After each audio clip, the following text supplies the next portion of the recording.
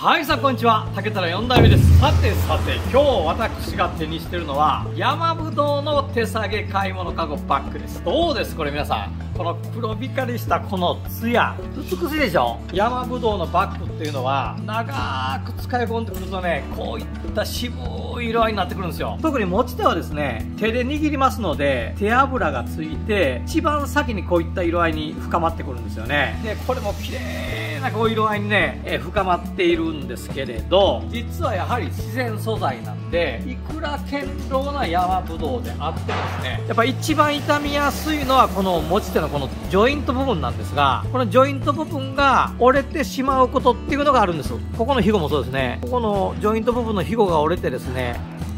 ちょっともうこうなってしまってます。こっちもそうですね。こっちなんかもちょっとこうもう弾いてるでしょ。これだけね結構丈夫で50年60年100年とゆっくり持つ耐久性のある山ぶどうなんですが、時としてですねこういって傷んでしまう場合があるんです。ここなんかちょっと見てもらったら分かりますよね。ここが元々の色ですよね。でここは使い込んだ色、これはっきり分かるんじゃないかなと思います。普通のプラスチック製品だったりするとこうやって傷むとポイッと捨ててしまうでしょ。ところが自然素材の良さっていうのはここからなんです。竹細工なんかもそうなんですが、この山ぶどうもこれ手直しすればまた同じように20年30年ゆっくり使えるようになりますんでね、やっぱそれが自然素材の良さじゃないかなというふうに思ってます。特にねこれだけ使い込んで色合いも深まって、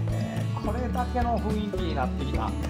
んな存在感のある山ぶどうになってきたらちょっと手放せませんのでね、お客様としてはもう何としてもこの持ち手を直してまた再び持ってお買い物行きたいなっていうのがね、ほんと気持ちがよく伝わります。なのでなんとかこの持ち手の部分直して差し上げたいなというふうに思ってます。これもですねどんな風に持ち手が綺麗に治るのかぜひご期待いただきたいなというふうに思っています。ノーバンプー